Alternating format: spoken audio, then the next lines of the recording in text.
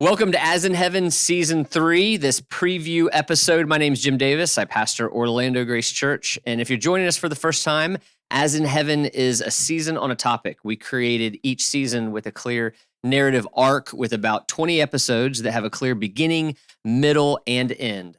As in Heaven was initially developed for Orlando Grace Church, and appropriately, the first season was on ministry in Orlando. Season 2 was a Christian conversation on race and justice that we recorded again for Orlando Grace Church and for Christ United Fellowship Church, as Mike Aitcheson formally joined our team as a co-host. And that season is when we joined the Gospel Coalition network of podcasts. And now we are here to preview Season 3 on what we call the Great Dechurching. And I am joined by Mike Aitcheson, my primary co-host, Michael Graham, our executive producer, and Skyler Flowers, who helps write and produce episodes for us, and who used to be our student director at Orlando Grace Church and now serves as the assistant pastor at my old church, Grace Bible Church in Oxford, Mississippi. So what is the Great Dechurching?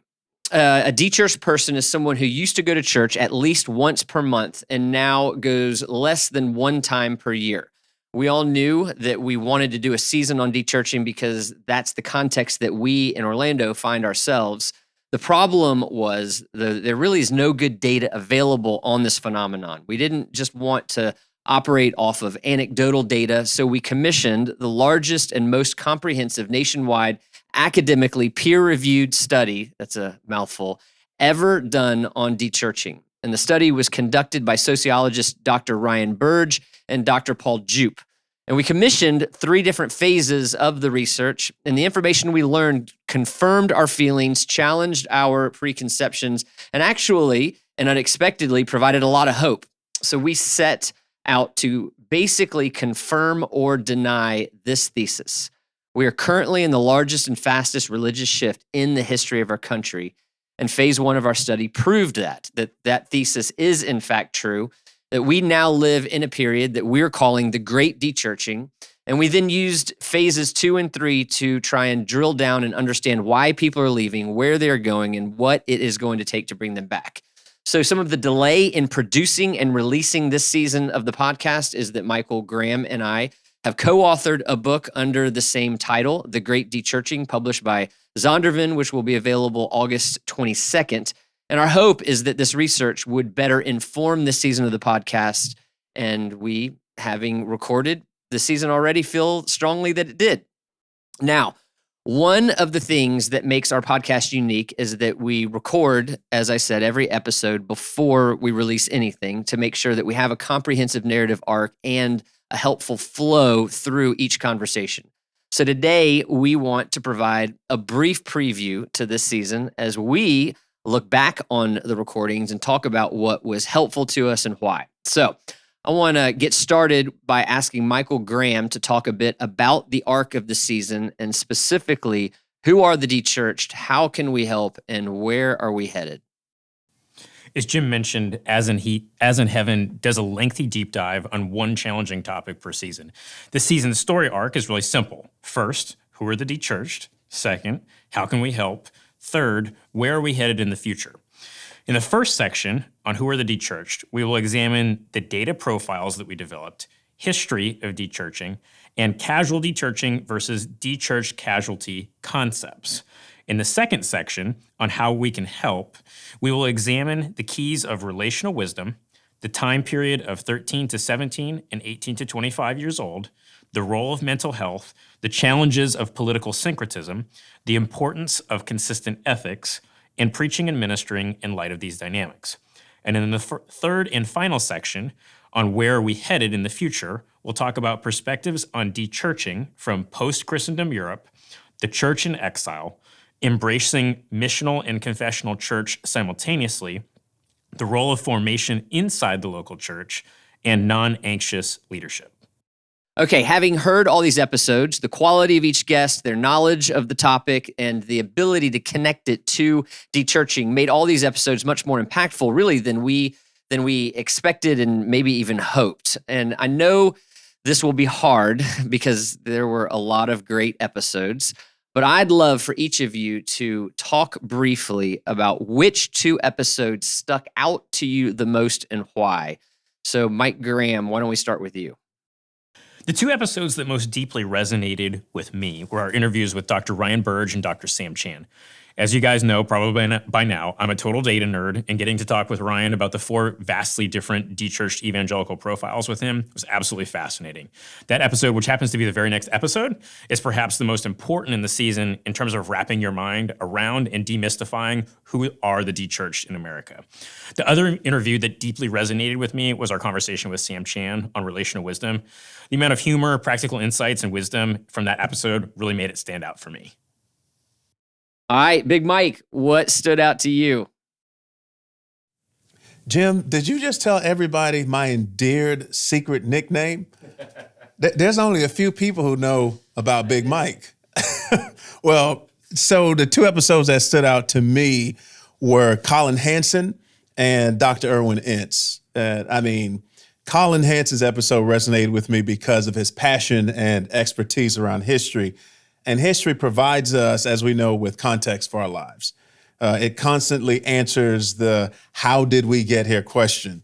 And Colin's grasp of the internet's evolution from 2000 to present was absolutely jarring. It connected the dots for critical issues that I believe we're facing today. And people's preference for digital reality over physical reality has a direct impact on the church today. Algorithms, we learned, are revealing and exploiting the darkest parts of our souls and leading to ever-increasing polarization in society. As I think about Dr. Erwin Ince's episode, he connected with me on several levels. One of the primary being that I pastor a diverse cross-cultural church. Add to that, many conversations are taking place related to unity and diversity in the church and in society. And as we all know, these conversations are very provocative in the broader culture, yet Dr. Ince helps us navigate them peacefully through faithful scriptural engagement, which is very helpful. So he emphasizes the importance of faithful doctrine and ethics, which includes how we treat other people, something that's very often overlooked in these conversations. And this is a necessary discussion, I believe, for the future of the American church. And I don't think any of us would argue that basic to God's nature, his mission, and the church of Jesus Christ is unity and diversity. All right, Skyler, what about you? What stood out? Yeah, thanks, Jim. Yeah, as someone who works with children and students of all ages, literally from the time when children are born all the way through they graduate college here at the University of Mississippi and in the town of Oxford as a whole, I really appreciated those three conversations that we had just right in the middle of the season that are walking through, the whole progression of a child's life, right? Walking through what it means to parent in our conversation with David and Meg Robbins, who work with family life, then walking through what does it look like to engage upcoming generations when they're children, as a church, and in youth ministry, and then within our conversation with Cameron Cole, and then also engaging in our conversations with Derek Rishmawi in talking about what it looks like to shepherd students in college. And all of these were framed within how can we resource them as a church as a whole? So not simply in the home, but we care about the home. Not simply as they're being siloed off to youth ministry or college ministry, but certainly caring about those things. But really looking and thinking about how is the church teaching? How is the church forming? How is the church discipling children and students and families? Because one thing that was clear from all of our early conversations with Ryan, with Colin and history is that so much of dechurching begins from the second they're able to cognitively understand culture and receive media and the world. And they're being discipled by so many people and so many voices. And so having the church and their parents and their ministers all along the way helping them, that is one of the main ways that we're going to address dechurching in this age and moving forward. So I'll throw it back to you, Jim, to hear your thoughts. Yeah, this really was hard to narrow down to. I feel like I want to have a list of honorable mentions that would include Justin Holcomb and some others. But for me, if I had to pick two, the first one that sticks out was the episode on political syncretism with David Platt. Obviously, David lives in our nation's capital and has even had a president drop in on a service, which he talks about in the podcast. But political division has deeply divided the church, and I felt like David gave us an extremely helpful understanding of why that is and how the gospel informs these conversations and unifies our churches amidst the political polarization that we're experiencing. The second episode that stood out was actually Ben Cant. So we're moving from probably one of our most well-known guests to very likely our least known guest. Ben talked about mental health in the church, and I really think it was one of the best episodes that we have ever had on any season thus far. We all know Ben, and we knew why we wanted him and that he would do a good job, but he even exceeded our expectations. He helps church leaders understand how to minister to people more effectively by understanding mental health in the church. And he did so with both a lot of science and Bible.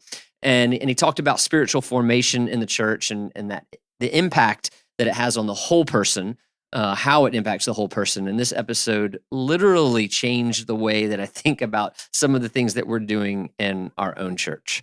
So there are other episodes. You can see the guest list online. We are just really thankful for the guests that we have had, and we are thankful that you're listening, and we hope that you find this season helpful. And if you do, we hope that you will share it with other people in your church and online that might find it helpful as well. So with that, join us in our first full episode with Dr. Ryan Burge, who conducted our study. This is what Mike was talking about, and get an in-depth look at what we've discovered. Some of it, as I said, was concerning, some of it was surprising, and some of it was actually extremely hopeful. So you can go ahead and subscribe so you don't miss an episode, and we especially just want to ask that, again, if you find these episodes helpful, share them with your friends and church leaders.